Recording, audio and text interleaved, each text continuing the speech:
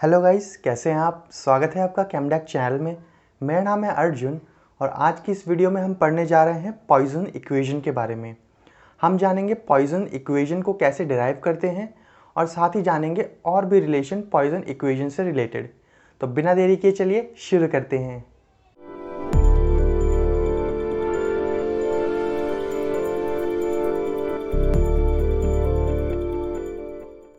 तो गाइस, आज हम पढ़ने जा रहे हैं Poisson equation for reversible adiabatic ideal expansion. तो आज हम पढ़ेंगे Poisson equation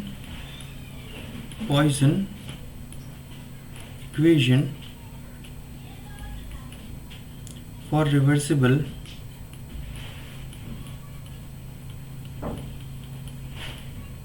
adiabatic ideal expansion.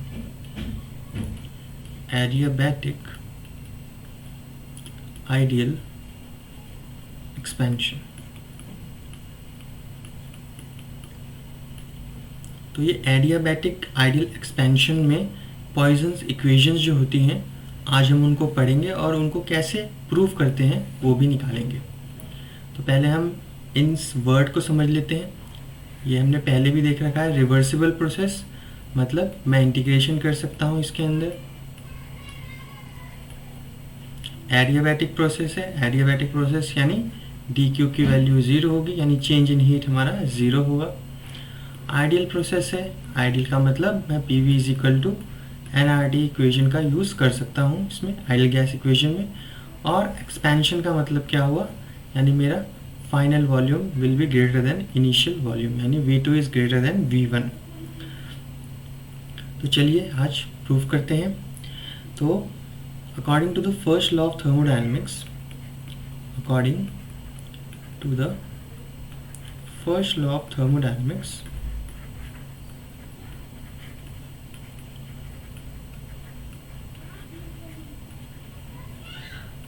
मेरा क्या है, डी यू यानी change in internal energy is equal to d Q plus d W.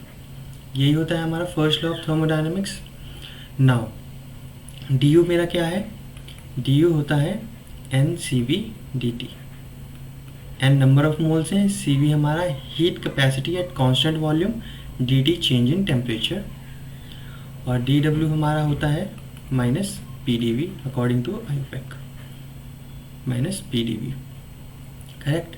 और इस केस में हमारा डी क्यू क्या है, ऑब्वियसली ये एडियाबैटिक प्रोसेस है तो change in heat 0।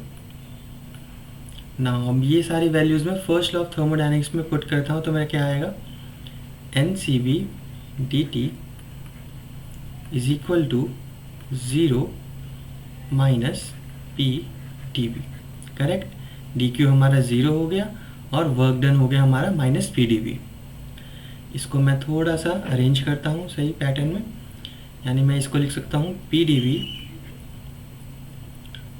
Plus n C V d T is equal to 0। P d V उधर चला गया, वो पॉजिटिव में बन गया। नाउ अब मैं प्रेशर को जो है वॉल्यूम के टर्म्स में लिख सकता हूँ by using ideal gas equation, P is equal to N R T by V. तो इस प्रेशर की वैल्यू मैं इधर डाल देता हूँ, तो मेरा बन जाएगा ये n R T by V d V plus n C V d T, और ये इक्वल टू 0।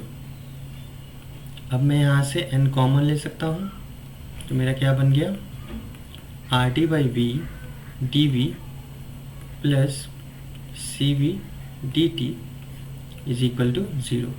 अब ये n उधर जाएगा तो ये 0 बन जाएगा, यानी मेरा क्या बन गया, R T by V d V plus C V d T is equal to 0।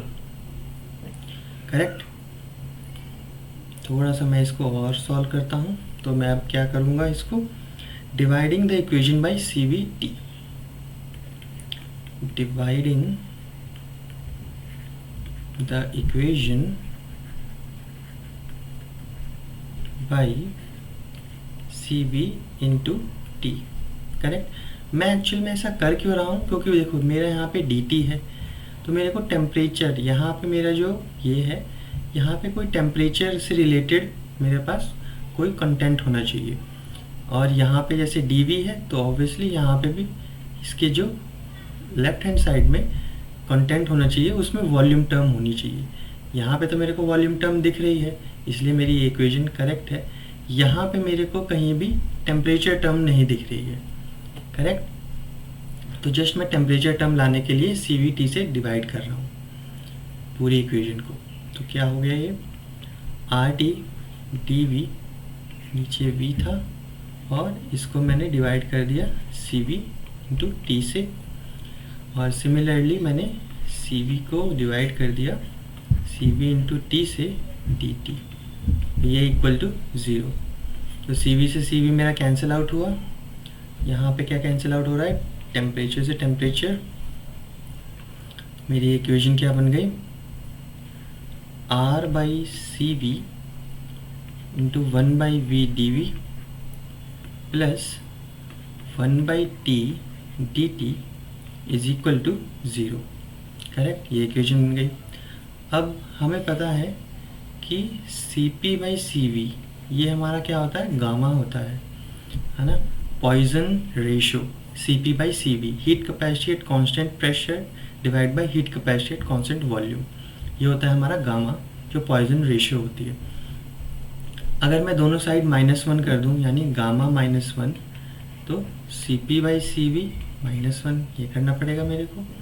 तो यहाँ से मेरा क्या आ गया, Cp minus CV divide by CV, और Cp माइनस CV होता है मेरे पास R, तो ये बन गया R बाई CV। तो गामा -1 की वैल्यू जो है ये आती है R बाई CV। तो मेरा यहाँ पे R बाई CV है, इसको मैं रिप्लेस कर सकता हूँ गामा से, गामा -1 से।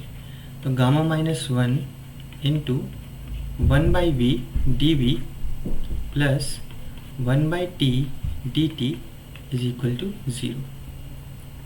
अब मेरी dt के पास भी टेम्परेचर टर्म दिख रही है मेरे को लेफ्ट साइड में, और dV के लेफ्ट साइड में भी वॉल्यूम टर्म दिख रही है। Now I am ready to integrate it. तो integrating both the sides, integrating both the sides. अब दोनों साइड इंटीग्रेट किया मैंने, गामा -1 बाहर आ गया, गामा ऑब्वियसली कांस्टेंट है। Integration 1 by V dV plus integration 1 by T dt is equal to integration of 0 यानी कांस्टेंट। तो ये हो गया गामा -1 1 बाई V dV का integration ln V plus 1 by T का इंटीग्रेशन ln T, और obviously मैं इंटीग्रेशन कर रहा हूँ तो एक कांस्टेंट भी आएगा उसके साथ C। मैंने इसका भी कांस्टेंट और इसका भी कांस्टेंट मिला के एक कांस्टेंट लिख दिया, सपोज करो C1 लिख दिया, करेक्ट। और यहाँ पे सपोज करो कांस्टेंट आ गया C2, 0 का इंटीग्रेशन कुछ कांस्टेंट आएगा C2, करेक्ट। अब ये कांस्टेंट उधर जाएगा तो माइनस हो जाएगा, तो वो भी एक नया कांस्टेंट बनाएगा। तो मैं इसको ऐसे लिख सकता हूँ, gamma -1 ln V plus ln T is equal to C2 minus C1, यानी वो एक नया कांस्टेंट बन गया C, करेक्ट। नाउ इसको मैं और कैसे मॉडिफाई कर सकता हूँ, इसको मैं ऐसे भी लिख सकता हूँ ln V की पावर गामा -1, है ना। जो लेफ्ट हैंड साइड में है ln के, वो पावर में चला जाएगा obviously, plus ln T is equal to constant.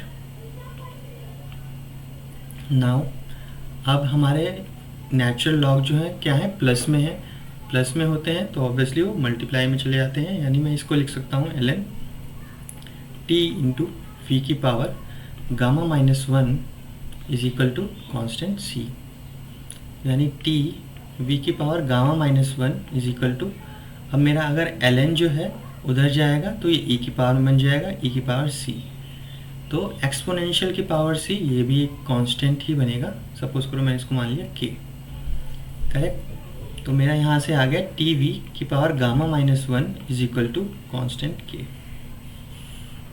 Correct. तो ये मेरा है फर्स्ट पॉइजन रिलेशन, ये जो है मेरा पॉइजन रिलेशन आ गया।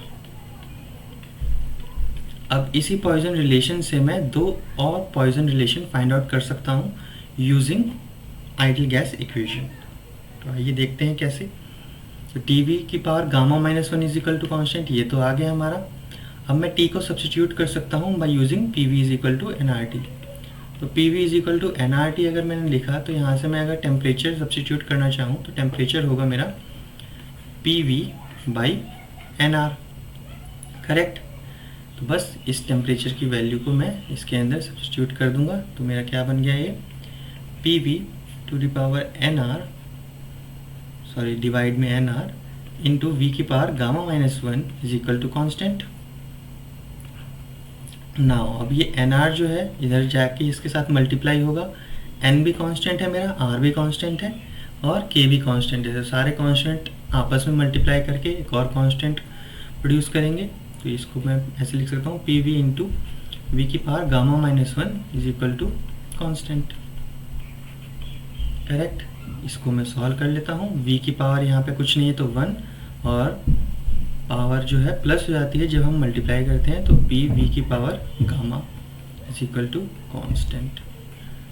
तो ये आ गया हमारा सेकेंड रिलेशन पॉइजन का, करेक्ट। नाउ थर्ड रिलेशन में मैं क्या करूँगा, इस बार मैंने वॉल्यूम को सब्स्टिट्यूट कर दूंगा। तो मैं इसी वाली इक्वेशन को ही लेके चलता हूँ, आप कोई सी भी इक्वेशन को लेके चल सकते हैं, सेम ही रिजल्ट आएंगे। P V to power gamma is equal to constant है मेरा। अब मैं यहाँ पे वॉल्यूम को सब्स्टिट्यूट करता हूँ, तो वॉल्यूम क्या हो जाएगा मेरा, P V is equal to N R T से volume is equal to N R T by P. इसको मैं सब्स्टिट्यूट कर दूंगा यहाँ पे, तो मेरा क्या आ जाएगा P into N R T by P इसकी power gamma is equal to constant. थोड़ा सा सॉल्व करता हूँ इसको, P इंटू एन आर की पावर गामा इंटू टी की power gamma divide by P की power gamma is equal to constant. Now N R की पावर गामा ये जो है इधर जाके इसके साथ डिवाइड हो जाएगा, और ये ऑब्वियसली एक कांस्टेंट है, तो कांस्टेंट से कांस्टेंट डिवाइड होगा तो एक नया कांस्टेंट प्रोड्यूस होगा हमारा। तो मैं क्या लिख सकता हूँ, P इंटू टी की power gamma divide by P की power gamma is equal to constant. Now हमारे पास p की पावर ये 1 है और p की पावर गामा डिवाइड में पावर माइनस हो जाते हैं, यानी p की power 1 minus gamma into T की power gamma is equal to constant. तो ये मेरा थर्ड रिलेशन आ गया पॉइजन इक्वेशन का, करेक्ट। तो मेरे पास तीनों रिलेशन है, मैं सम अप कर देता हूँ नीचे। तो सम अप करने पे मेरे को क्या मिला, टीवी की पावर गामा माइनस वन और पीवी की पावर गामा, और क्या था पी की पावर 1 माइनस गामा टी की पावर गामा, करेक्ट।